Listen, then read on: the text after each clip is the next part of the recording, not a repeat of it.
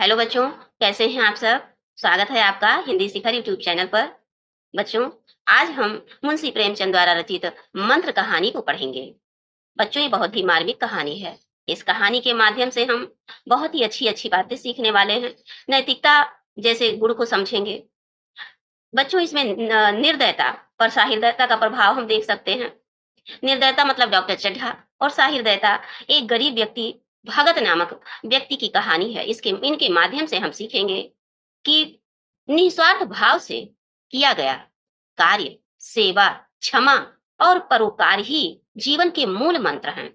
मुंशी प्रेमचंद इस कहानी के माध्यम से हमें ये शिक्षा देना चाहते हैं। तो आइए बच्चों, आज हम प्रारंभ करते हैं मुंशी प्रेमचंद की कहानी। इससे पहले बच्चों, ये जान लें, ये कहानी थोड़ा सा बड़ा है, तो आप थोड़ा सा धैर्य बनाकर इस कहानी को ध्यानपूर्वक एक बार सुन लीजिएगा बच्चों। बस आप सुन लीजिएगा ध्यान से, थोड़ा सा फास्ट करके देख लीजिएगा अगर समय ज्यादा लगेगा। लेकिन विश्वास दिलाते हैं, अगर इसको आप पूरा ध्यान से सुन लिए फिर आप भूलेंगे नहीं, और इससे संबंधित जो भी प्रश्न बनेगा बहुत ही सरलता से आप कर पाएंगे। बच्चों, आपको इस वीडियो का पीडीएफ भी प्रोवाइड किया जाएगा, तो इसलिए आप चिंता बिल्कुल ना करें कि इसको हम वीडियो ज्यादा समय लगेगा, हम दोहराएंगे कैसे। उसके लिए हम आपको टेलीग्राम और व्हाट्सएप ग्रुप पर लिंक आपको ये वीडियो में प्रोवाइड कर देंगे। आप वहां से जुड़े और इस पीडीएफ को भी प्राप्त करें, और बीच बीच में आप इसका रिवीजन करते रहें, और विशेषकर परीक्षा के दिनों में 1 महीना पहले आप इस पीडीएफ का प्रयोग करते रहना बच्चों। बार बार इसे रीडिंग लगा लेना और बहुत ही अच्छा रिजल्ट आपको मिलेगा। तो बच्चों, आइए सबसे पहले प्रारंभ करते हैं। हमने कहा था कि किसी भी कहानी को पढ़ाने से पहले सबसे पहले लेखक के जीवन परिचय को जानेंगे। तो आइए आज हम मुंशी प्रेमचंद के जीवन परिचय को जान लेते हैं बच्चों। ये बच्चों, इस वीडियो को लाइक कर देना जिससे बहुत सारे बच्चों में ये पहुंच सके, और अपने फ्रेंड सर्कल में स्वयं भी शेयर करते रहना। और बच्चों, इस वीडियो को सब्सक्राइब कर लीजिए जिससे कि आप हमेशा के लिए इससे जुड़े रहें, और जो भी मैटर हम निरंतर आपको देते रहें आपको प्राप्त होता रहे, और आप अपनी तैयारी को यहाँ से मजबूत बना सकें। तो देखिए बच्चों, जीवन परिचय को आप पॉइंट टू पॉइंट ऐसे याद कर लेंगे। बस याद क्या करना है बच्चों, ध्यान से आप 2 से 3 बार सुन लेंगे, एक बार आंख बंद करके रिकॉल कर लेंगे। जैसे आपने पढ़ा कि मुंशी प्रेमचंद जी का जन्म कब हुआ था, अब आप पढ़िए कि 31 जुलाई 1880 ईस्वी में कहाँ हुआ था, कौन से गांव में? तो लमही नामक ग्राम में वाराणसी में पड़ा हुआ था बच्चों, जिसको पहले बनारस कहते थे, आज बनारस कहते हैं। तो आप अब इसको कैसे याद कर लेंगे? आप आंख बंद करके इसको 3 से 4 बार रिकॉल कर लेंगे अपने दिमाग में कि मुंशी प्रेमचंद का जन्म 31 जुलाई 1881 ईस्वी को लमही वाराणसी में लमही नामक ग्राम में हुआ था। 2 से 3 बार आप इसको रिकॉल करेंगे बच्चों। फिर आगे चलेंगे। मुंशी प्रेमचंद जी का निधन 8 अक्टूबर 1936 ईस्वी में काशी में हुआ था। काशी वही वाराणसी। इस तरह से आप इसको 2 से 3 बार पढ़ना और आंख बंद करके इसको रिकॉल करना। मेन मेन चीजें जैसे इनका जन्म हो गया, निधन हो गया, इनके पिता का नाम, माता का नाम, और इनकी शिक्षा दीक्षा और उनकी 2-4 रचनाएं, यही आप याद कर लेंगे। ये फर्स्ट क्लास आपका जीवन परिचय हो गया। तो देखिए बच्चों, प्रारंभ करते हैं। मुंशी प्रेमचंद जी का जन्म 31 जुलाई बच्चों 1880 को लमही नामक ग्राम में हुआ था। कहां पर? वाराणसी, उत्तर प्रदेश। और बच्चों, निधन देखते हैं, निधन कहाँ हुआ था इनका? तो 1 मिनट।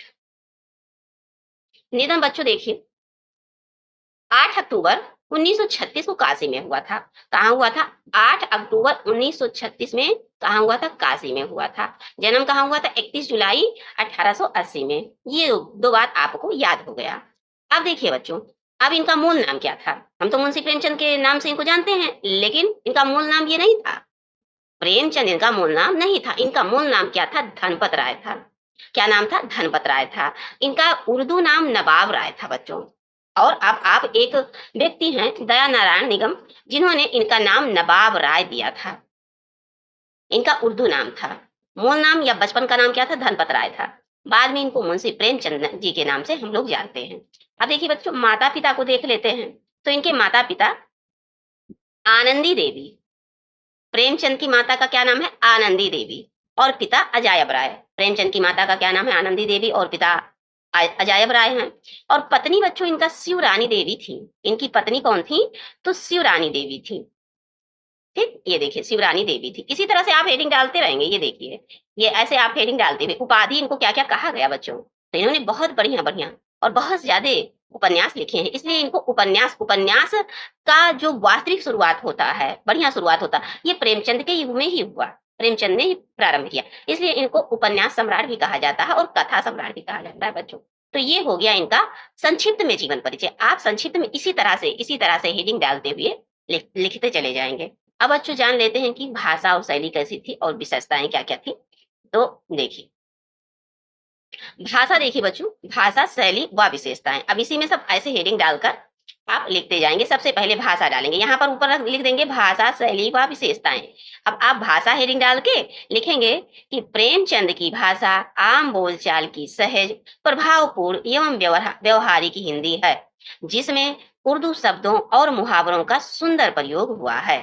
आगे फिर बच्चों ये देखिए शैली डाल देंगे, थोड़ा सा शैली हेडिंग डालकर कहेंगे इनकी शैली कैसी थी, यानी कि इनकी रचनाओं की शैली कैसी थी। तो भावात्मक, विचारात्मक, व्यंग्यात्मक, बहुत सारे व्यंग कहानी भी लिखे हैं, नाटक, कहानी, मनोवैज्ञानिक, साहित्य, इस तरह से इनकी शैली थी। कैसी थी? भावात्मक थी, विचारात्मक थी, व्यंग्यात्मक और मनोवैज्ञानिक। इसमें आप दो ही लिख देंगे कि इनकी शैली भावात्मक विचारात्मक थी या भावात्मक व्यंग्यात्मक थी, तब भी आपको परीक्षा में पूरा नंबर मिलेगा। अब देखिए बच्चों इनका साहित्यिक योगदान क्या रहा। साहित्यिक मतलब इन्होंने रचनाएं कैसी कैसी की, कितनी सारी रचनाएं की। तो बच्चों इन्होंने कम से कम लगभग 300 कहानियां लिखी हैं और 10 से 12 इन्होंने उपन्यास लिखे हैं। बच्चों इन्होंने 3 नाटक लिखा है, मात्र 3 नाटक लिखा है और कई पत्रिकाओं का संपादन भी किया है। तो यही अब आपको बताना है साहित्यिक योगदान। तो देखिए समाज की वास्तविक समस्याओं, यथार्थवाद, यथार्थ मतलब बच्चों जो वास्तविक, उस समय जो समाज में वास्तव में दिखाई दे रहा था समाज स्पष्ट रूप से, उसके बारे में इन्होंने, जैसे किसान जीवन, मानवीय संवेदनाओं का जीवंत चित्रण इन्होंने अपने कहानी, उपन्यास, नाटक के माध्यम से बताया है। अब देखिए बच्चों आगे ये इनका हो गया साहित्यिक परिचय। अब आगे इनकी प्रमुख रचनाएं जो कि आपको बहुत जरूरी है कि आपको याद रहे। मुंशी प्रेमचंद जी के जन्म, निधन, माता पिता, पत्नी का नाम, इनकी थोड़ी सी भाषा शैली और ये प्रमुख रचनाएं आप याद कर लिए तो आपका काम बस इतने ही में बन गया। तो देखिए बच्चों इनका प्रमुख रचना में आप सबसे पहले आपने पहले भी सुना होगा, देखिए ऐसे हेडिंग डालकर लिखेंगे। उपन्यास हो गया, ये देखिए बच्चों नाटक हो गया, ये पत्रिका संपादन हो गया, है ना, प्रसिद्ध कहानियां हो गई। इसी तरह से आप हेडिंग डाल डाल के लिखेंगे। उपन्यास में गोदान, गबन, सेवा सदन, कर्मभूमि, रंगभूमि, निर्मला, प्रेमाश्रय, प्रेमाश्रम और कायाकल्प, प्रतिज्ञा, वरदान, मंगलसूत्र जो कि अपूर्ण रहा, इस तरह से इनका क्या हो गया, उपन्यास हो गया। आगे बढ़ते हैं बच्चों, तो इनकी प्रमुख कहानियां जिसमें से एक मंत्र भी है। तो नमक का दरोगा बड़ा इंपॉर्टेंट है, पूस की रात, ईदगाह, बहुत ही मार्मिक कहानी है बच्चों ईदगाह, पंच परमेश्वर, मंत्र जिसे आप पढ़ ही रहे हैं, आगे पढ़ेंगे, और कफन। ये इनके लगभग 300 बच्चों 300 से अधिक कहानियां मान सरोवर के 10 भागों में संकलित है बच्चों। यहाँ 10 भाग नहीं होना चाहिए बच्चों, यहाँ पर 8 भाग ही होना चाहिए। कितने भाग होना चाहिए? 8 भागों में संकलित है। किस नाम से? मानसरोवर नाम से। अब आगे बढ़ते हैं, तो नाटक में क्या है, इन्होंने 3 नाटक लिखा है। विशेष इनका 3 ही नाटक है बच्चों, संग्राम, करबला और प्रेम की बेदी, और एक रूठी रानी भी कहानी है, नाटक है, और उपन्यास भी है इनका। ये जो रूठी रानी है उपन्यास भी है। अब आइए बच्चों ये देखिए पत्रिका संपादन, तो हंस और मर्यादा, माधुरी और जागरण। कौन कौन? हंस, मर्यादा, माधुरी और जागरण, ये 4 क्या है, तो इनकी पत्रिकाएं, ये पत्रिका का संपादन किए थे। हंस, मर्यादा, माधुरी और जागरण। माता का नाम क्या था? तो इनकी माता का नाम क्या था बच्चों? देखिए आनंदी देवी और पिता अजायब राय, पत्नी शिवरानी देवी। ये इनके महत्वपूर्ण चीजें हैं बच्चों जो कि आपको याद होना चाहिए, इसलिए हम आपको दोबारा से अब देखिए एक बार। हाँ, जन्म 1880 और क्या कहते हैं इनका निधन 1936, ये हो गया। और इनका साहित्यिक ये भाषा शैली और विशेषताएं हो गई बच्चों, और ये देखिए प्रमुख रचनाएं होंगी। अब हम आगे बढ़ते हैं, ये तो हो गया भैया बच्चों इनका जीवन परिचय। अब हम पढ़ते हैं मंत्र नामक कहानी को। बच्चों इस कहानी को बड़े धैर्य से आप सुनिएगा। इसका सार हमने आपको पहले भी बता चुके हैं कि इस कहानी का मेन सार है कि व्यक्ति को निस्वार्थ भाव से किसी को की सेवा करनी चाहिए, किसी को क्षमा भी कर देना चाहिए, परोपकार कर देना चाहिए। यही सब जीवन के मूल मंत्र हैं, जीवन जीने का यही आनंद है। तो आइए बच्चों अब ये प्रारंभ करते हैं। देखिए संध्या का समय था। लेखक कहते हैं कि संध्या का समय था, डॉक्टर चड्ढा गोल्फ खेलने के लिए तैयार हो रहे थे। मोटर कार सामने खड़ी थी कि 2 कहार एक डोली लिए आते दिखाई दिए। डोली के पीछे बूढ़ा लाठी टेकता चला आ रहा था। डोली औषधालय, इसमें कौन सी संधि है बच्चों? दीर्घ संधि, औषध धन आलय, औषधालय के सामने आकर रुक गई। बूढ़े ने धीरे धीरे आकर द्वार पर पड़ी हुई चिक से झांका। ऐसी साफ सुथरी जमीन पर पैर रखते हुए भय हो रहा था। किसको? बूढ़े व्यक्ति को, गरीब व्यक्ति को हो रहा था कोई भुड़क न बैठे।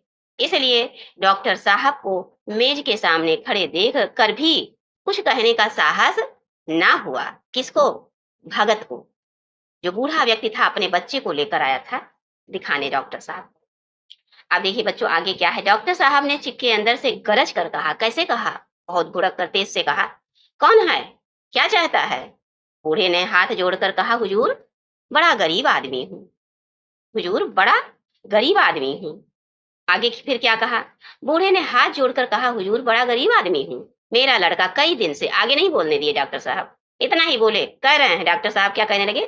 डॉक्टर साहब ने सिगार जलाकर कहा, कल सवेरे आओ, कल सवेरे आओ, कल सवेरे हम इस वक्त मरीजों को नहीं देखते। बूढ़े ने घुटने टेक कर जमीन पर सिर रख दिया और बोला, दुहाई है सरकार, लड़का मर जाएगा। हुजूर 4 दिन से आंखें नहीं खोल रहा। अब यहीं पर देखिए फिर डॉक्टर साहब पूरी बात नहीं सुन रहे हैं, फिर रोकर कह रहे हैं। डॉक्टर चड्ढा ने कलाई पर नजर डाली। केवल 10 मिनट समय और बाकी था इनके पास। किस लिए? गोल्फ खेलने के लिए बच्चों। ये हमारे खेलने का समय है, डॉक्टर साहब कह रहे हैं। आगे बढ़े फिर। बूढ़े ने पगड़ी उतार कर चौखट पे रख दी और रोकर बोला, हुजूर एक निगाह देख लें, बस एक निगाह, लड़का हाथ से चला जाएगा। हुजूर 7 लड़कों में यही एक बच रहा है।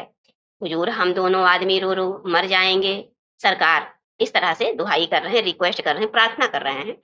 आपकी बढ़ते हुए डॉक्टर साहब आपके बढ़ते हुए दीन बंधु, मतलब आपके जो दीन बंधु हैं सब बढ़े, ऐसा उन्होंने कहा। ऐसे उजड़, हाँ ये डॉक्टर साहब कह रहे हैं आगे बढ़ते हुए। बच्चों देखिए यहाँ पर रहेगा ये आगे बढ़ते हुए। देखिए यहाँ पर आप ये इतना कट करके आप समझ लीजिएगा यहाँ पर कि आगे बढ़ते हुए ये क्या कह रहे हैं कि ऐसे उजड़ देहाती। देखिए बच्चों क्या कह रहे हैं डॉक्टर चड्ढा कि ऐसे उजड़ देहाती यहाँ प्रायः रोज आया करते हैं। डॉक्टर साहब उनके स्वभाव से खूब परिचित थे, हैं। मतलब ऐसे बहुत सारे लोग आते रहते हैं तो डॉक्टर साहब उनके स्वभाव से खूब परिचित हैं। आगे क्या कह रहे हैं कि कोई कितना ही कुछ कहे पर वह अपनी ही रट लगाते जाएंगे। डॉक्टर साहब कह रहे हैं कि कोई कितना भी कहे पर ये लोग ऐसे बराबर अक्सर आते रहते हैं, अपनी ही रट लगाए रहेंगे, किसी की सुनेंगे नहीं। धीरे से चिक उठाई और बाहर निकल गए। कौन? डॉक्टर साहब। मोटर की तरफ आगे चले। बूढ़ा यह कहता हुआ उनके पीछे दौड़ा। बड़ा धर्म होगा सरकार, हुजूर दया कीजिए। बड़ा धर्म होगा सरकार, हुजूर दया कीजिए, बड़ा दीन दुखी हूँ। संसार में कोई नहीं है बाबूजी। क्या कह रहे हैं बूढ़े भगत कि संसार में मेरा कोई नहीं है, एक मेरा आखिरी बच्चा है। मगर डॉक्टर साहब ने उनकी ओर मुंह फेर कर देखा तक नहीं। उनकी ओर मुंह फेर कर बच्चों देखा तक नहीं। आगे मोटर पर बैठकर वो क्या बोले? कल सवेरे आना, कल सवेरे आना। अब देखिए बच्चों मोटर चली गई। बूढ़ा कई मिनट तक मूर्ति की भांति निश्चल खड़ा रहा। संसार में ऐसे मनुष्य भी होते हैं जो अपने आमोद प्रमोद के आगे किसी की भी परवाह नहीं करते। शायद इसका उसे अब भी विश्वास न था। किसको? भगत को। क्योंकि वो गांव के थे और एक गरीब व्यक्ति थे और वहां पर क्या होता था ये देख रहे हैं कि सभ्य संसार इतना निर्मम है, इतना कठोर है, इसका ऐसा मर्मभेदी अनुभव अब तक इनको ना हुआ था। क्यों? क्योंकि वो उन पुराने जमाने के जीवों में थे जो लगी हुई आग को बुझाने, मुर्दों को कंधा देने, छप्पर को उठाने और किसी के कलह को शांत करने के लिए सदैव क्या रहते थे? तैयार रहते थे। ये उन जमाने के लोगों में थे बच्चों। आगे फिर क्या कहते हैं कि जब तक बूढ़े को मोटर दिखाई दी तब तक वो खड़ा टकटकी लगाए उस ओर ताकता रहा कि शायद उसे अब भी डॉक्टर साहब के लौट आने की आशा थी। अब इसको आगे बढ़ते हैं बच्चों इसमें। आगे क्या कह रहे हैं कि फिर उसने कहारों से डोली उठाने को कहा। डोली जिधर से आई थी उधर ही चली गई। चारों ओर से निराश होकर वो डॉक्टर चड्ढा के पास आया था। इनकी बड़ी तारीफ सुनी थी डॉक्टर चड्ढा की। यहाँ से निराश होकर फिर वो किसी दूसरे डॉक्टर के पास नहीं गया, क्योंकि सब जगह से निराश होकर अंत में डॉक्टर चड्ढा के यहाँ आया। किस्मत ठोक ली। उसी रात को उसका हंसता खेलता हुआ 7 साल का बालक, कितने साल का बालक था? 7 साल का बालक अपनी अपनी बाल लीला समाप्त करके बच्चों, अपनी बाल लीला समाप्त करके इस संसार से सिधार गया। बूढ़े माँ बाप के जीवन का एक आधार, इसी का मुंह देखकर, एक आधार था ये अपने बूढ़े माँ बाप का बच्चा, इसी का मुंह देखकर वह जीते थे। इस दीपक के बुझते ही जीवन की अंधेरी रात भाए भाए करने लगी। बुढ़ापे की विशाल ममता टूटे हुए हृदय से निकलकर उस अंधकार में आर्त स्वर से रोने लगी। अब आगे देखिए बच्चों, कई साल गुजर गए, ये कहानी खत्म हो गया। बूढ़े का जो बच्चा था भगत का, वो नहीं रहा। अब बूढ़े माँ बाप का एक अंत सहारा था वही। अब इनकी कहानी खत्म हो गई। अब आइए बच्चों, हम डॉक्टर चड्ढा की कहानी को पढ़ते हैं। अब यहाँ से समझते हैं, असली कहानी आपको यहाँ से मिलेगी। देखिए बच्चों, डॉक्टर चड्ढा, कई साल गुजर गए। डॉक्टर चड्ढा ने खूब यश धन कमाया, लेकिन इसके साथ ही अपने स्वास्थ्य की रक्षा भी की उन्होंने, जो एक असाधारण बात थी। अपने आप को स्वस्थ रखना भी एक असाधारण बात है। नियमित रहना, अच्छे से खान पान को रखना, तो वही बता रहे हैं कि ये उनके नियमित जीवन का आशीर्वाद था। माने वो नियमित जीवन जी रहे थे, समय पर खाना, समय पर सोना, समय पर अपना हर कार्य करना। आगे कहते हैं कि और था कि 50 वर्ष की अवस्था में भी उनकी चुस्ती फुर्ती युवकों को भी लज्जित करती थी। उनके हर एक काम का समय नियत था, मतलब वो हर एक काम को परफेक्ट टाइम पे करते थे। इस नियम से वो जो भर भी ना टलते थे, माने अपने नियम की अडिग रहते थे डॉक्टर साहब। बहुधा लोग स्वास्थ्य के नियमों का पालन उस समय करते हैं जब वह रोगी हो जाते हैं। यहाँ क्या बताया जा रहा है, यहाँ से हमको क्या सीख मिल रहा है कि हमको हर काम नियम पे करना चाहिए, उस नियम पे अडिग रहना चाहिए। किसी नियम को शुरू करना तो आसान है बच्चों, पर उस पे करते रहना, निरंतर उसी नियम पे बने रहना, ये कठिन कार्य है। लेकिन डॉक्टर चड्ढा ने ऐसा किया और इसका परिणाम ये था कि पूरी पूरी तरह चुस्त थे। और ये मतलब जो नवयुवक थे, आजकल के बच्चे थे, उनको भी देखकर लज्जा आती थी कि देखिए ये कितने इतने उम्र के होते हुए भी कितने फिट हैं। और ये कह रहे हैं कि बहुत सारे ज्यादातर लोग, क्या होता है जब रोग पकड़ लेता है, रोगी हो जाते हैं, तब ऐसे सब नियमों का पालन करते हैं। लेकिन डॉक्टर चड्ढा अपने आप को पहले से ही। तो आगे ये क्या कह रहे हैं कि डॉक्टर चड्ढा उपचार और संयम का रहस्य खूब समझते थे कि हमको कैसे उपचार करके और कैसे अपने नियम में बंधे होकर रहना चाहिए। आगे कह रहे हैं कि उनकी संतान संख्या भी इसी नियम के अधीन थी। इसी कारण उन्होंने संतान भी ज्यादा नहीं थे उनके। उनके केवल 2 बच्चे थे, एक लड़का और एक लड़की। तीसरी संतान ना हुई, उनकी तीसरी संतान ना हुई, इसीलिए श्रीमती चड्ढा भी अभी क्या थी, जवान थी, जवान मालूम होती थी। आगे कह रहे हैं कि लड़की का तो विवाह हो चुका था, लड़का कॉलेज में पढ़ता था। वही माता पिता का के जीवन का आधार था। देखिए बच्चों, डॉक्टर चड्ढा का भी एक ही बेटा है, जीवन का आधार है। अब इसी पर आप कहानी का देखिए बच्चों, कितना रोचक आ रहा है अभी कहानी। निर्दयता पर सहृदयता का प्रभाव कैसा पड़ता है, इसमें आप सीखेंगे। शील और विजय का पुतला था बच्चा उनका, बड़ा ही रसिक था, बड़ा ही उदार, विद्यालय का गौरव था, युवक समाज की शोभा था। मुखमंडल से तेज की छटा सी निकलती थी। आज उसी की 20वीं सालगिरह थी बच्चों, किसके, डॉक्टर चड्ढा के बेटे की। संध्या का समय था, 20वीं सालगिरह थी बच्चों। अब उसका मार्मिक चित्र कल्पना कीजिए अपने दिमाग में कि संध्या का समय था, हरी भरी घास पर कुर्सियां बिछी हुई थी। शहर के कई रईस हुकाम एक तरफ बैठे हुए थे, कॉलेज के छात्र दूसरी तरफ भोजन कर रहे थे। बिजली के प्रकाश से सारा मैदान क्या था, जगमगा रहा था। आमोद प्रमोद का सामान भी जमा हुआ था, माने कि जो जैसे इंस्ट्रूमेंट हो गया, खेल का कोई सामान, या जो गाने बजाने डांस वगैरह होता है, इस सब के मटेरियल वहां पर सब जमा थे। तो वही कह रहे हैं, आमोद प्रमोद के सामान भी जमा थे। छोटा सा प्रहसन खेलने की तैयारी भी थी। प्रहसन स्वयं, प्रहसन मतलब खेल, खिलवाड़। कैलाश नाथ ने लिखा था। डॉक्टर चड्ढा के बेटे का नाम क्या था, कैलाश नाथ था। वही मुख्य एक्टर भी था। इस समय वो एक रेशमी कमीज पहने, नंगे सिर नंगे पांव इधर से उधर मित्रों की आवभगत में लगा हुआ था। कोई पुकारता, कैलाश जरा इधर तो आना। कोई उधर से बुलाता, कैलाश क्या उधर ही रहोगे। सभी उसे छेड़ते थे, चुगले करते थे। बेचारे को जरा दम मारने को भी अवकाश ना मिलता था। आगे फिर लेखक क्या कह रहे हैं कि सहसा एक रमणी ने उसके पास आकर कहा, क्यों कैलाश, तुम्हारा सांप कहाँ है, जरा मुझे दिखा दो। कैलाश ने उससे हाथ मिलाकर कहा, मृणालिनी इस वक्त क्षमा करो, कल दिखा दूंगा। मृणालिनी ने आग्रह किया कि जी नहीं, तुम्हें दिखाना पड़ेगा। मैं आज नहीं मानने वाली। तुम रोज कलकल करते हो। मृणालिनी और कैलाश दोनों सहपाठी थे और एक दूसरे के प्रेम में पगे हुए थे।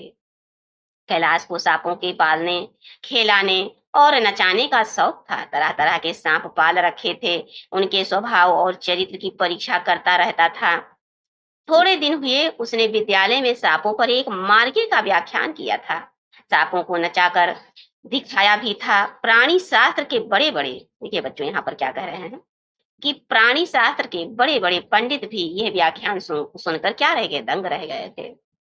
ये विधा उसने एक बूढ़े सपेरे से सीखी थी।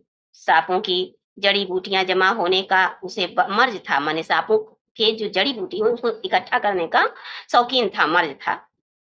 इतना पता भर मिल जाए किसको, कैलाश को इतना पता भी मिल जाए कि किसी व्यक्ति के पास कोई अच्छी जड़ी है, फिर उसे चैन ना आता था, उसे लेकर ही छोड़ता था। व्यसन यही उसका व्यसन था। माने लत पड़ गई थी, आदत थी। आगे व्यसन मतलब आदत। इस पर हजारों रुपए फूक चुका था। आगे फिर कहते हैं लेखक की मृणालिनी कई बार आ चुकी थी, पर कभी सांपों को देखने के लिए इतनी उत्सुक ना हुई थी। कह नहीं सकते आज उसकी उत्सुकता सचमुच जाग गई थी, या वो कैलाश पर अपने अधिकार का प्रदर्शन करना चाहती थी, पर उसका आग्रह बेमौका था। आगे देखिए बच्चों, उसका आग्रह कैसा था, बेमौका था। क्यों? क्योंकि क्या था, जन्मदिन का समारोह था। तो उसका आग्रह कैसा था, बेमौका था। आगे कह रहे हैं कि उस कोठरी में कितनी भीड़ लग जाएगी, भीड़ को देखकर सांप कितने चौंकेंगे और रात के समय उन्हें छेड़ा जाना कितना बुरा लगेगा। इन बातों का उसे जरा भी ध्यान नहीं था। किसको? मृणालिनी को। कैलाश ने कहा, नहीं, कल जरूर दिखा दूंगा। इस वक्त अच्छी तरह दिखा भी ना सकूंगा। कमरे में तिल रखने की भी जगह ना मिलेगी। एक महाशय ने छेड़कर कहा, दिखा क्यों नहीं देते? जरा सी बात के लिए इतना टाल मटोल कर रहे हो। मिस गोविंद हरगिज ना मानना। देखें कैसे नहीं दिखाते। तो आगे फिर देखें बच्चों, आगे क्या कह रहे हैं। अब उसी में दो चार दोस्त हैं, तो दूसरे महाशय क्या कह रहे हैं कि दूसरे महाशय ने और रद्दा मतलब और बढ़ाया चढ़ाया कहा कि मिस गोविंद इतनी सीधी और भोली हैं, तभी आप इतना मिजाज करते हैं। दूसरी सुंदरी होती तो इसी बात पर बिगड़ खड़ी होती। तीसरे साहब ने मजाक उड़ाया कि अजी बोलना छोड़ देती, भला कोई बात है। आगे कह रहे हैं कि इस पर आपको दावा है कि मृणालिनी के लिए जान हाजिर है। मृणालिनी ने देखा कि ये सोहदे उसे रंग पर चढ़ा रहे हैं, मतलब ये लोग जो हैं ये क्या कर रहे हैं, हमको चढ़ा रहे हैं। तो वो बोली, कौन? मृणालिनी बोली कि आप लोग मेरी वकालत ना करें, मैं खुद अपनी वकालत कर लूंगी। आगे देखिए बच्चों, फिर आगे कहानी में कि मैं इस वक्त सांपों का तमाशा नहीं देखना चाहती। किसने कहा? मृणालिनी ने कहा। चलो छुट्टी हुई। इस पर मित्रों ने ठहाका लगाया। एक साहब बोले, देखना तो आप सब कुछ चाहें, पर कोई दिखाए भी तो। कैलाश को मृणालिनी की झेपी हुई सूरत देखकर मालूम हुआ कि इस वक्त उसका इनकार वास्तव में उसे बुरा लगा है। ज्यों ही प्रीति भोज समाप्त हुआ और गाना शुरू हुआ, उसने मृणालिनी और अन्य मित्रों को सांपों के दरबे के सामने ले जाकर मुंह और बजाना शुरू कर दिया। फिर एक एक खाना खोलकर एक एक सांप को निकालने लगा। वाह क्या कमाल था! ऐसा जान पड़ता था, आगे चलते हैं, ऐसा जान पड़ता था, कैसा जान पड़ता था देखिए, कि वह कीड़े उसके एक एक बात, उसके मन का एक एक भाव समझते थे। कौन? सांप। किसी को उठा लिया, किसी को गर्दन में डाल लिया, किसी को हाथ में लपेट लिया। मृणालिनी बार बार मना करती थी, उन्हें गर्दन में ना डालो, दूर ही से देख दो, दिखा दो, बस जरा नचा दो। कैलाश की गर्दन में सांपों को लिपटते देखकर उसकी जान निकल जाती थी, मृणालिनी की। आगे कह रहे हैं कि पछता रही थी कि मैंने व्यर्थ ही इनसे सांप दिखाने को कहा, मगर कैलाश एक ना सुनता था। प्रेमिका के सम्मुख अपने सर्प कला प्रदर्शन का ऐसा अवसर पाकर वो कब चूकता। एक मित्र ने टीका की कि दांत तोड़ डाले होंगे, मैंने टिप्पणी की उसपे कि दांत तोड़े होंगे, इसलिए बेफिक्र होके ये मतलब इस तरह से सांपों के साथ खिलवाड़ कर रहे हैं। कैलाश हंसकर बोला। क्या बोला? देखो बच्चों क्या कह रहे हैं कि दांत तोड़ डालना मदारियों का काम है। किसी के दांत नहीं तोड़े गए हैं, कहें तो कहिए तो दिखा दूं। कहकर उसने एक काले सांप को पकड़ लिया और बोला, मेरे पास इससे बड़ा और जहरीला सांप दूसरा नहीं है। अगर किसी को काट ले तो आदमी आनन फानन में मर जाएगा, लहर भी ना आए। इसके कांटे का मंत्र नहीं, इसके दांत दिखा दूं। अब दांत दिखाने लगे बच्चों, तो देखिए क्या होता है। मृणालिनी ने उसका हाथ पकड़कर कहा, नहीं नहीं कैलाश, ईश्वर के लिए उसे छोड़ दो, तुम्हारे पैरों पड़ती हूँ। इस पर दूसरे मित्र बोले, मुझे तो विश्वास नहीं आता, लेकिन तुम कहते हो तो मान लेता हूँ। कैलाश ने सांप की गर्दन पकड़कर, अब देखिए बच्चों आगे, इसको बड़े धैर्य के साथ आपको सुनना पड़ेगा बच्चों। जब आप धैर्य से सुनेंगे तो समझेंगे भी, अच्छा भी लगेगा। देखिए बच्चों, कैलाश ने सांप की गर्दन पकड़कर कहा, नहीं साहब, आप आंखों से देख कर मानिए। दांत तोड़कर बस में किया तो क्या किया। सांप बड़ा समझदार होता है, अगर उसे विश्वास हो जाए कि इस आदमी से मुझे कोई हानि ना पहुंचेगी तो वो उसे हरगिज न काटेगा। मृणालिनी ने जब देखा कि कैलाश पर इस वक्त भूत सवार है तो उसने तमाशा न करने के विचार से कहा, अच्छा भाई, अब यहाँ से चलो। देखो गाना शुरू हो गया है, आज मैं भी कोई चीज सुनाऊंगी। यह कहते हुए उसने कैलाश का कंधा पकड़कर चलने का इशारा किया और कमरे से निकल गई। मगर कैलाश विरोधियों का शंका समाधान करके ही दम लेना चाहता था। उसने सांपों की गर्दन पकड़कर जोर से दबाई। उसने सांप की गर्दन जोर से दबाई कि मुंह उसका खुल जाए। इतनी जोर से दबाई कि उसका मुंह लाल हो गया। किसका? सांप का।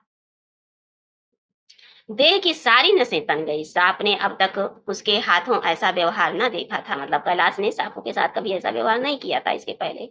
उसकी समझ में ना आता था कि उसे मुझसे क्या चाहते हैं। उसे शायद भ्रम हुआ कि ये मुझे मार डालना चाहते हैं। अतः वो आत्मरक्षा के लिए तैयार हो गया। कैलाश ने उसकी गर्दन खूब दबाकर मुंह खोल दिया और जहरीले दांत जहरीले दांत दिखाते हुए जहरीले दांत दिखाते हुए जिन सज्जनों को शक हो आकर देख ले। आया विश्वास आया विश्वास, अब भी कुछ शक है। मित्रों ने आकर उसके दांत देखे और चकित हो गए। प्रत्यक्ष प्रमाण के सामने संदेह को स्थान कहाँ। मित्रों का शंका निवारण करके कैलाश ने सांप की गर्दन ढीली कर दी और उसे जमीन पर रखना चाहा, पर वह काला गेहुअन क्रोध से पागल हो रहा था। गर्दन नरम पड़ते ही उसने सिर उठाकर कैलाश की उंगली में जोर से काट लिया और वहां से भाग गया। अब देखिए बच्चों, अब यहाँ से कहानी शुरू होती है। कैलाश की उंगली से क्या हुआ, टप टप खून टपकने लगा। उसने जोर से उंगली दबा ली और अपने कमरे की तरफ दौड़ा। वहां मेज की दरार में एक जड़ी रखी हुई थी, जिसे पीस कर लगा देने से घातक विष भी रफू हो जाता था। मित्रों में हलचल बढ़ गई। बाहर महफिल में भी खबर पहुंच गई। डॉक्टर साहब घबरा कर दौड़े। फौरन उंगली की जड़ कस कर बांधी गई और जड़ी पीसने के लिए दी गई। डॉक्टर साहब जड़ी के कायल ना थे। वो उंगली का डसा भाग नस्तर से काट देना चाहते थे, मगर कैलाश को जड़ी पर पूर्ण विश्वास था। आगे बच्चों देखिए, मृणालिनी पियानो पर बैठी हुई थी।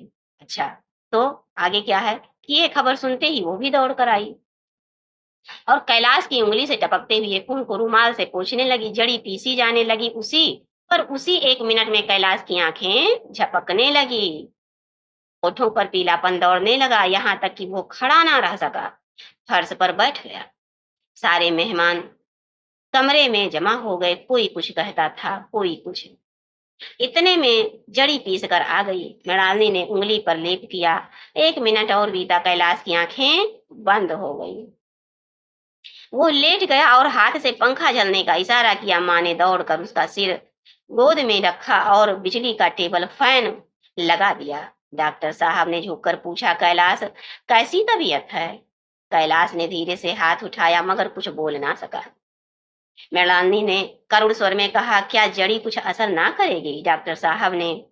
पकड़कर डॉक्टर साहब ने सिर पकड़कर कहा, क्या बताऊं, मैं इसकी बातों में आ गया। अब तो नस्तर से भी कुछ फायदा ना होगा।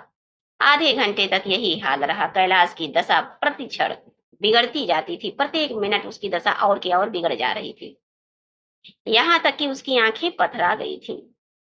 हाथ पांव ठंडे हो गए थे। मुख की जो चमक थी, कांति थी, वो मलिन पड़ गई थी। नाड़ी कहीं का कहीं नाड़ी का कहीं पता नहीं, मौत के सारे लक्षण दिखाई देने लगे। घर में कोहराम मच गया। मृणालिनी एक ओर सिर पीटने लगी, माँ अलग पछाड़े खाने लगी और डॉक्टर चड्ढा को मित्रों ने पकड़ लिया, नहीं तो वो नस्तर अपनी गर्दन में मार लेते। देखिए बच्चों, एक महाशय बोले, कोई मंत्र झाड़ने वाला मिले तो संभव है अभी भी जान बच जाए। एक मुसलमान सज्जन ने इसका समर्थन किया, अरे साहब, कब्र में पड़ी हुई लाशें जिंदा हो गई हैं, ऐसे ऐसे बाम कमाल पड़े हुए हैं। डॉक्टर चड्ढा बोले, मेरी अक्ल पर पत्थर पड़ गया था कि इसकी बातों में आ गया, नस्तर लगा देता तो ये नौबत क्यों आती। बार बार समझाता रहा कि बेटा सांप ना पालो, मगर कौन सुनता था। बुलाइए किसी झाड़ फूक करने वाले को, किसी हाँ, किसी झाड़ फूक करने वाले को ही बुलाइए, मेरा सब कुछ ले ले, मैं अपनी सारी जायदाद उसके पैरों पर रख दूंगा, लंगोटी बांध कर घर से निकल जाऊंगा, मगर मेरा कैलाश, मेरा प्यारा कैलाश उठ बैठे। डॉक्टर चड्ढा की दशा देखिए बच्चों। ईश्वर के लिए किसी को बुलवाइए। एक महाशय का किसी झाड़ने वाले से परिचय था, वो दौड़कर उसे बुला लाए, मगर कैलाश की सूरत देखकर उसे मंत्र चलाने की हिम्मत ना पड़ी। बोला, अब क्या हो सकता है। बोला, क्या बोला, अब क्या हो सकता है सरकार, जो कुछ होना था हो चुका है। अब देखिए डॉक्टर चड्ढा क्या कह रहे हैं, अरे मूर्ख, ये क्यों नहीं कहता कि जो कुछ ना होना था हो चुका। जो कुछ होना था वो कहाँ हुआ। माँ बाप ने बेटे का सेहरा कहाँ देखा। मृणालिनी की कामना तरु क्या पल्लव और पुष्प से रंजित हो उठा। मन मतलब कह रहे हैं कि क्या उसकी शादी हो गई, नहीं हुई। मन के वो स्वर्ण स्वप्न जिनसे जीवन आनंद का स्रोत बना हुआ था, क्या पूरे हो गए। आगे फिर डॉक्टर चड्ढा कहते हैं कि जीवन के नृत्यमय तारिका मंडित सागर में आमोद की बहार लूटते हुए क्या उसकी नौका जलमग्न नहीं हो गई। जो ना होना था वो हो गया। वही हरा भरा मैदान था, वही सुनहरी चांदनी एक निःशब्द संगीत की भांति प्रकृति पर छाई हुई थी। वही मित्र समाज था, वही वही मनोरंजन के सामान थे, मगर वहां हास्य की ध्वनि थी। मगर जहां बच्चों देखिए, मगर जहां हास्य की ध्वनि थी, वहां अब करुण करंदन और अश्रु प्रवाह था। शहर से कई मील दूर एक छोटे से घर में एक बूढ़ा और बुढ़िया अंगीठी के सामने जाड़े में बैठे रात काट रहे थे बच्चों। अब यहाँ समझिए किसकी बात आ गई। अब देखिए आप, उस गरीब भगत की बात आ गई। अब समझिए बच्चों, देखिए, अंगीठी के सामने बैठे जाड़े की रात काट रहे थे। बूढ़ा नारियल पीता था और बीच बीच में खांसता था। बुढ़िया दोनों घुटनियों में सिर डाले आग की ओर ताक रही थी। एक मिट्टी के तेल की कुप्पी ताक कर जल रही थी। ताक पर जल रही थी। एक मिट्टी की कुप्पी ताक पर, ताखा पहले होता था बच्चों, दीवार में बना होता था, तो उसी पर जल रही थी, मतलब एक दिया जल रहा था। घर में ना चारपाई थी ना बिछौना था। सब इमेजिन करिए बच्चों, अब जो हम बोल रहे हैं, पढ़ रहे हैं, ये अपने दिमाग में आप इमेजिन करिए कि अंगीठी के सामने बैठे जाड़ी की रात काट रहे थे कौन, बूढ़ा बूढ़ी। बूढ़ा नारियल पी रहा था, बीच बीच में खांस रहा था। बुढ़िया दोनों घुटनों में अपने सिर को डाले एक ओर ताक रही थी। एक मिट्टी के तेल की जो कुप्पी थी वो ताक पर जल रही थी। घर में ना चारपाई थी ना बिछौना था। एक किनारे थोड़ी सी पुआल पड़ी थी। इसी कोठरी में एक चूल्हा था। बुढ़िया दिन भर उपले और सूखी लकड़ियां बटोरती थी। बूढ़ा रस्सी बट कर बाजार में बेच आता था। यही उनकी जीविका थी। उन्हें ना किसी ने रोते देखा ना हंसते देखा। उनका सारा समय जीवित रहने में कट जाता। मौत द्वार पर खड़ी थी, रोने या हंसने की कहाँ फुर्सत थी। बुढ़िया ने पूछा, कल के लिए सन तो है ही नहीं, काम क्या करोगे जाकर झगड़ू साहू से। बूढ़ा कहता है, भगत कहते हैं कि जाकर झगड़ू साहू से 10 शेर सन उधार लाऊंगा। उसके पहले के पैसे तो दिए ही नहीं, और उधार कैसे देगा। ना देगा तो ना सही, घास तो कहीं नहीं गई। दोपहर तक, आगे क्या करें कि दोपहर तक क्या, दो दो आने भी ना काटूंगा। इतने में एक आदमी ने द्वार पर आकर आवाज दी, भगत भगत, क्या सो गए, जरा किवाड़ खोलो। आगे देखिए बच्चों, अब कहानी में ट्विस्ट आ रहा है। भगत ने उठकर किवाड़ खोल दिए। एक आदमी ने अंदर आकर कहा, कुछ सुना? डॉक्टर चड्ढा बाबू के लड़के को सांप ने काट लिया है। भगत ने चौंक कर कहा, चड्ढा बाबू के लड़के को? वही चड्ढा बाबू हैं जो छावनी के बंगले में रहते हैं। अच्छा, हाँ हाँ वही। शहर में हल्ला मचा हुआ है, जाते हो तो जाओ, आदमी बन जाओगे। बूढ़े ने कठोर भाव से, क्षमा करें बच्चों, बूढ़े ने कठोर भाव से सिर हिलाकर कहा, मैं नहीं जाता, मेरी बला जाए। वही चड्ढा है, खूब जानता हूँ। भैया को लेकर उन्हीं के पास गया था, खेलने जा रहे थे, पैरों पर गिर पड़ा था कि एक नजर देख लीजिए, मगर सीधे मुंह से बात तक ना की। भगवान बैठे सुन रहे थे, अब जान पड़ेगा कि बेटे का गम कैसा हो। देख रहे हो बच्चों, कई लड़के हैं, पूछ रहे हैं मतलब कि कितने लड़के हैं।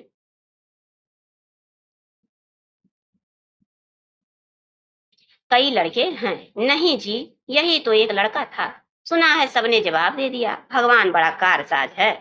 उस बखत मेरी आंखों में से आंसू पड़े थे, पर उन्हें तनिक भी दया न आई थी। मैं तो उनके द्वार पर होता तो भी बात न पूछता।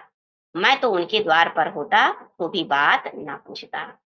आगे क्या कह रहे हैं बच्चों, देखिए। अभी अपनी दुख तकलीफ को बता रहे हैं। ना तो ना जाओगे, बुलाने वाला व्यक्ति कह रहा है कि तो नहीं जाओगे, हमने जो सुना था सो कह दिया। अच्छा किया, अच्छा किया, भगत कह रहे हैं। कलेजा ठंडा हो गया, आंखें ठंडी हो गई, लड़का भी ठंडा हो गया होगा। तुम जाओ, आज चैन की नींद सोऊंगा। बुढ़िया से कहते हैं, जरा तमाकू दे दे, एक चिलम और पीऊंगा। अब मालूम होगा लाला को, सारी साहबी निकल जाएगी, हमारा क्या बिगड़ा। लड़के के मर जाने से कुछ राज तो नहीं चला गया। जहां 6 बच्चे गए थे, वहां एक और चला गया। तुम्हारा तो राज सोना हो जाएगा। उसी के वास्ते सबका गला दबा दबा कर जोड़ा था। अब क्या करोगे? एक बार देखने जाऊंगा, कह रहे हैं।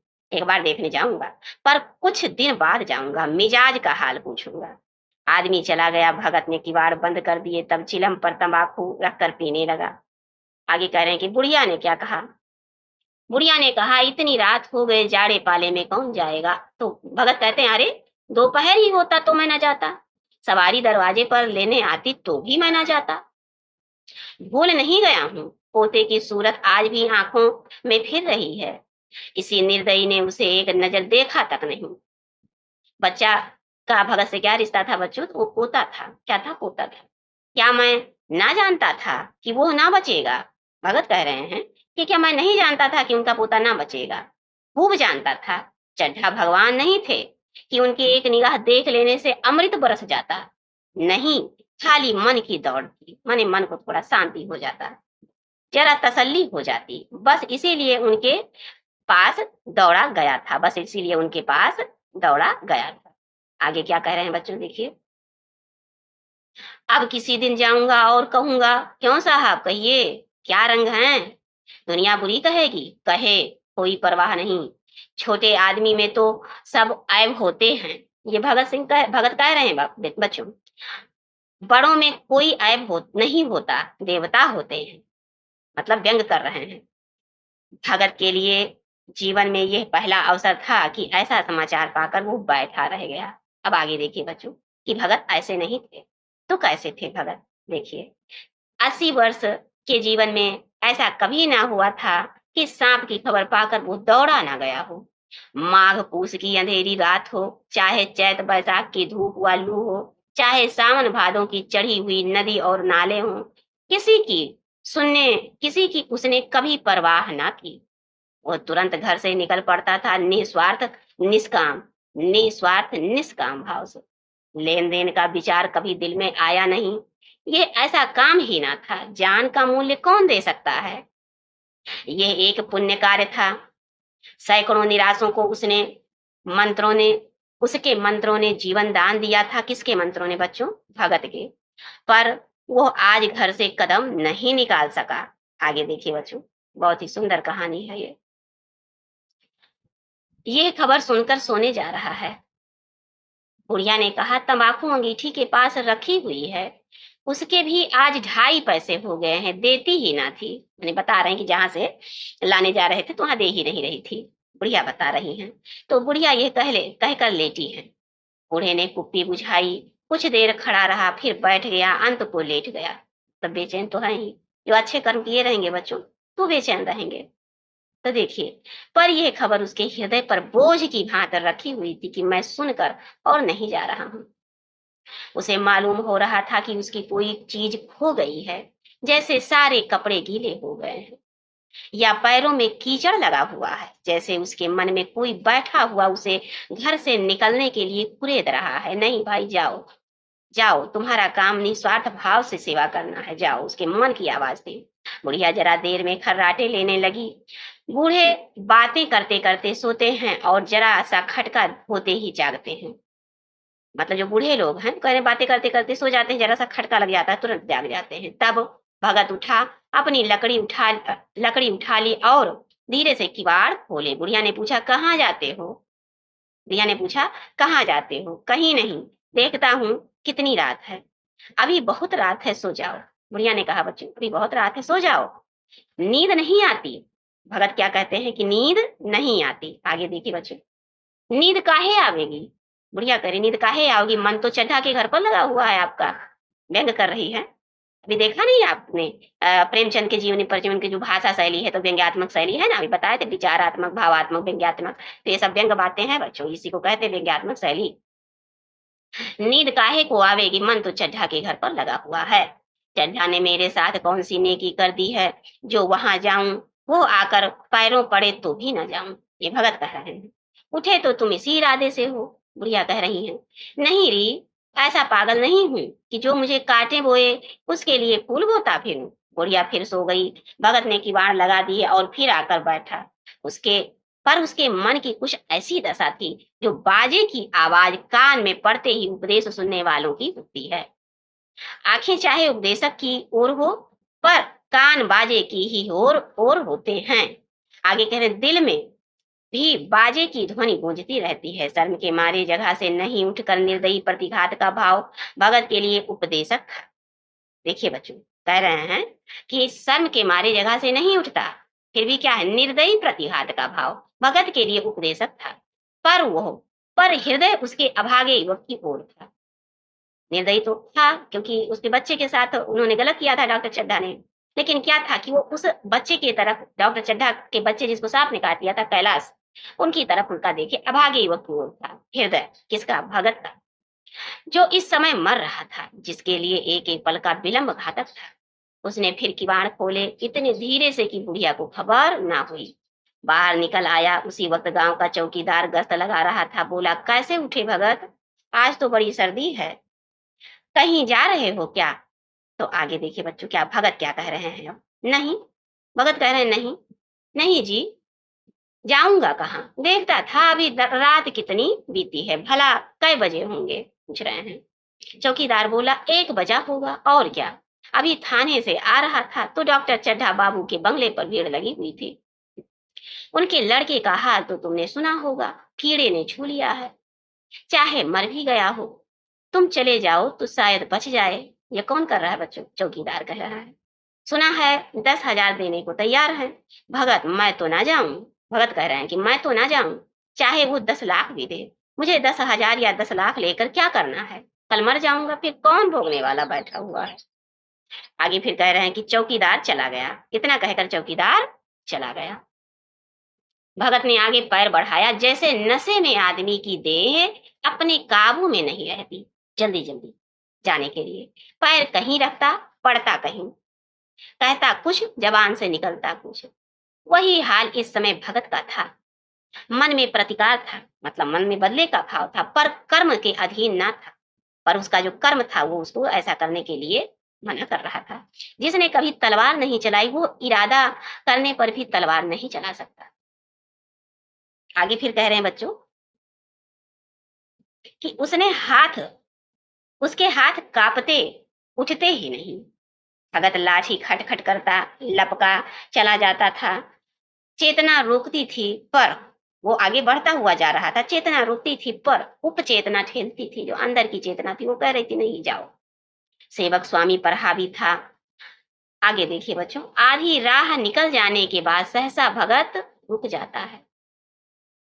हिंसा ने क्रिया पर विजय पाई। हिंसा ने क्रिया पर विजय पाई रुक गया।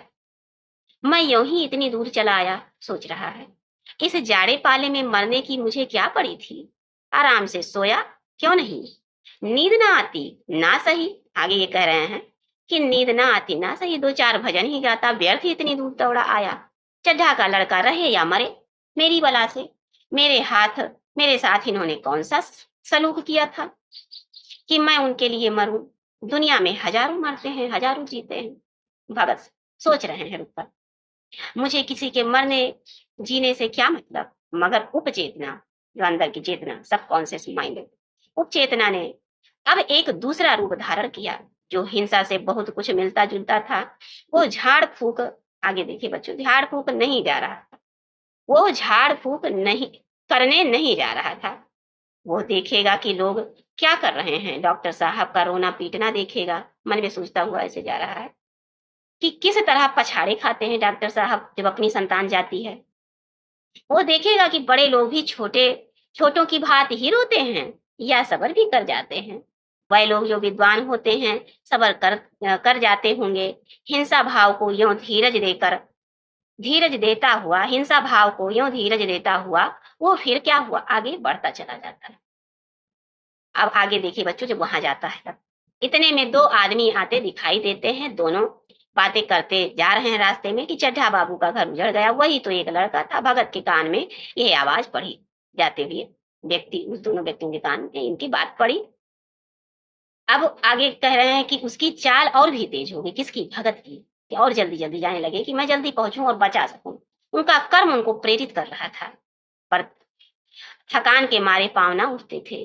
सिरों भाग इतना आगे बढ़ा हुआ था, मतलब जब बहुत जल्दी जल्दी चलिए तो जो सिर का भाग है वो आगे बढ़ता हुआ जाता है। इस हिसाब से बच्चों आप कल्पना कीजिए कि इसी तरह से वो जा रहे थे। इतना बढ़ा हुआ था कि मानो अब मुंह के बल गिर जाएंगे। इस तरह कोई 10 मिनट चला होगा कि डॉक्टर साहब का बंगला नजर आया। बिजली की बत्तियां जल रही थीं, मगर सन्नाटा छाया हुआ था। रोने पीटने की आवाज भी ना आती थी। भगत का कलेजा धक धक करने लगा। आगे देखिए बच्चों कि कहीं कहीं मुझे बहुत देर तो नहीं हो गई। वो दौड़ने लगा अपनी उम्र से। मैं वो इतना तेज कभी नहीं दौड़ा था बच्चों। देखिए, निर्दयता पर सहृदयता का प्रभाव। अपने जीवन में इतना तेज कभी नहीं दौड़ा। बस यही मालूम होता है मानो उसके पीछे मौत दौड़ आ रही है। 2 बज गए थे, मेहमान विदा हो गए थे। रोने वालों में केवल आकाश के तारे रह गए थे और सभी रो रो कर थक गए थे। बड़ी उत्सुकता के साथ लोग रह रहकर आकाश की ओर देखते थे कि किसी तरह सुबह हो और लाश गंगा की गोद में दी जाए, यानी कि अंतिम संस्कार कर दी जाए। आगे देखिए बच्चों, सहसा भगत ने द्वार पर पहुंचकर आवाज दी, डॉक्टर साहब, समझे कोई मरीज आया है। किसी और दिन उन्होंने उस आदमी को दुत्कार दिया होता, कोई और दिन होता तो दुत्कार दिए होते। देखिए बच्चों, कितने अच्छे समझिए इसको। मगर आज बाहर निकल आए, देखा एक बूढ़ा आदमी खड़ा है, कमर झुकी हुई है, पोपला मुंह, भौहें तक सफेद हो गए हैं, मतलब बाल ही नहीं बल्कि भौहें भी सफेद हो गए थे। लकड़ी के सहारे कांप रहा था। बड़ी नम्रता से बोले, क्या है भाई, आज तो हमारे ऊपर ऐसी मुसीबत पड़ गई है कि कुछ कहते नहीं बनता। फिर कभी आना इधर, 1 महीना तक शायद मैं किसी मरीज को ना देख सकूं। भगत ने कहा। अब देखिए बच्चों, भगत क्या कह रहे हैं, सुन चुका हूं बाबूजी, इसीलिए आया हूं। भैया कहाँ हैं, जरा मुझे दिखा दीजिए। भगवान बड़ा कारसाज है। बहुत ध्यान से समझना बच्चों इसको। मुर्दों को जिला सकता है, कौन जाने अब भी उसे दया आ जाए। देखिए बच्चों, समझ रहे होंगे, निर्दयता पर सहृदयता का प्रभाव। चड्ढा ने व्यथित स्वर से कहा, चलो देख लो, मगर 3-4 घंटे हो गए हैं। जो कुछ होना था हो चुका। बहुतेरे झाड़ने फूकने वाले देख देख कर चले गए। डॉक्टर साहब को आशा तो क्या थी, हाँ, बूढ़े पर दया आ गई। अंदर ले गए। भगत ने लाश को 1 मिनट तक देखा, तब मुस्कुराकर बोला, अभी कुछ नहीं बिगड़ा है बाबूजी। वो नारायण चाहेंगे तो आधे घंटे में भैया उठ खड़े होंगे। आप नाहक दिल छोटा कर रहे हैं, जरा कहार से कहिए पानी तो भरे। आगे देखिए बच्चों, जरा कहार से कहिए पानी तो भरे। कहारों ने पानी भर भर कर कैलाश को नहलाना शुरू किया। पाइप बंद हो गया था। कहारों की संख्या अधिक ना थी, इसलिए मेहमानों ने अहाते से बाहर अहाते के बाहर कुएं से पानी भर भर कर कहारों को दिया। मृणालिनी कलसा लिए पानी ला रही थी। बूढ़ा भगत खड़ा मुस्कुरा रहा था, मंत्र पढ़ रहा था, मुस्कुरा कर मंत्र पढ़ रहा था, मानो विजय उसके सामने खड़ी है। जब एक मंत्र समाप्त हो जाता तब वो एक जड़ी बूटी बूटी कैलाश को सुंघा देता। इस तरह न जाने कितने धड़े घड़े, बच्चों ये घड़े है, घड़े कैलाश के सिर पर डाले गए और न जाने कितनी बार भगत ने मंत्र फूका। आखिर जब पूसा ने पहली लाल आंखें खोली, माने सुबह सुबह हुआ, एकदम सुबह सुबह, तो कैलाश की भी लाल लाल आंखें खुल गई। एक क्षण में उसने अंगड़ाई ली और पानी पीने को मांगा। डॉक्टर चड्ढा ने दौड़कर नारायणी को गले लगा लिया। नारायणी दौड़कर भगत के पैरों पर गिर पड़ी और मृणालिनी कैलाश के सामने आंखों में आंसू भरे पूछने लगी, अब कैसी है, अब कैसी तबीयत है। एक क्षण में चारों तरफ खबर फैल गई। मित्रगण मुबारकबाद देने आने लगे। डॉक्टर साहब बड़े श्रद्धा भाव से हर एक के सामने भगत का यश गाते फिरते थे। सभी लोग भगत के दर्शनों के लिए उत्सुक हो उठे, मगर अंदर जाकर देखा तो भगत का कहीं पता ना था। बच्चों, नौकरों ने कहा, अभी तो यहीं बैठे चिलम पी रहे थे हम लोग, तंबाकू देने लगे तो नहीं लिए। अपने पास से तंबाकू निकाल कर भरी यहाँ, तो भगत की चारों ओर तलाश होने लगी और भगत लपका हुआ घर चला जा रहा था कि बुढ़िया के उठने के पहले पहुंच जाऊं ताकि उन्हें पता ना चले। जब मेहमान लोग चले गए तो डॉक्टर साहब ने नारायणी से कहा, बुढ़ा न जाने कहाँ चला गया, एक चिलम तंबाकू का भी रवादार ना हुआ। आगे देखिए बच्चों, अब नारायणी क्या कह रही है। मैंने तो सोचा था कि इसे कोई बड़ी रकम दूंगी। माता नारायणी चड्ढा कहते हैं, रात को मैंने नहीं पहचाना, पर जरा साफ हो जाने पर पहचान गया। एक बार ये एक मरीज को लेकर आया था। मुझे अब याद आता है कि मैं खेलने जा रहा था और मरीज को देखने से इनकार कर दिया था। आज उस दिन की बात याद करके मुझे जितनी गलानी हो रही है उसे प्रकट नहीं कर सकता। कौन कहा बच्चों? डॉक्टर चड्ढा कह रहे हैं। मैं उसे खोज निकालूंगा और पैरों पर गिरकर अपना अपराध क्षमा करवाऊंगा। वो आगे कह रहे हैं कि वो कुछ लेगा नहीं। डॉक्टर चड्ढा क्या कह रहे हैं कि वो कुछ लेगा नहीं, यह जानता हूं। उसका जन्म जन्म यश की वर्षा करने के लिए हुआ है। उसकी सज्जनता उसकी सज्जनता ने मुझे ऐसा आदर्श दिखा दिया कि जो अब से जीवन पर्यंत मेरे सामने रहेगा। देखिए बच्चों, मैंने कहा था ना कि ये कहानी हमको क्या सिखाती है कि हमें निस्वार्थ भाव से सेवा करना चाहिए, क्षमा कर देना चाहिए, परोपकार करना चाहिए। यही तो जीवन के मूल मंत्र हैं और इसीलिए प्रेमचंद की ये कहानी बहुत ही सुंदर और बहुत प्रसिद्ध है। तो बच्चों, मुझे पूरा विश्वास है कि आपने धैर्य बनाकर यहाँ तक सुना हो। आपको अगर ये पीडीएफ टेलीग्राम पे चाहिए, मतलब अगर आपको ये पीडीएफ चाहिए तो आप टेलीग्राम और व्हाट्सएप ग्रुप से जुड़ जाएं बच्चों।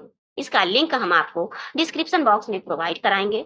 इस लिंक से जुड़कर और प्रत्येक दिन जो भी हम पढ़ाएं उसका पीडीएफ बराबर देते हैं, वीडियो और पीडीएफ दोनों भेजते हैं।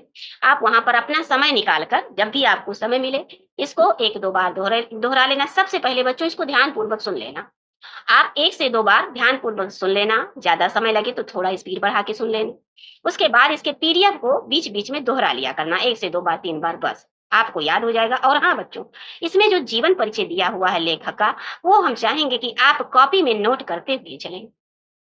मैंने आपको पिछली क्लास में बताया था कि आप एक पतली कॉपी बना लीजिए, बहुत पतली नहीं, मतलब इतना बना लीजिए कि आपके एग्जाम तक एक अच्छा मैटर तैयार हो जाए, जिसको आप एग्जाम के समय 3 से 4 बार रिवीजन करके परीक्षा में अच्छा परफॉर्मेंस कर पाएं। तो हम चाहेंगे कि आप जीवन परिचय को अपने हैंडराइटिंग में बढ़िया से उसको लिखे रहें। बाकी चीजें आप ध्यान से सुन लीजिए बच्चों। अगर आपको ये वीडियो अच्छी लगी हो तो आप इस वीडियो को अपने सभी मित्र सर्कल में, जो भी रिलेशन में कजिन्स लोग हैं, भाई बहन है, सबको सेंड कर दीजिएगा। और वीडियो को बच्चों सब्सक्राइब कर लीजिएगा, जिससे जितना भी मैटर आपको पढ़ाएं आप तक पहुंचता रहे। यहाँ तक आपने सुना मुझे, इसके लिए बहुत बहुत धन्यवाद बच्चों। जय हिंद।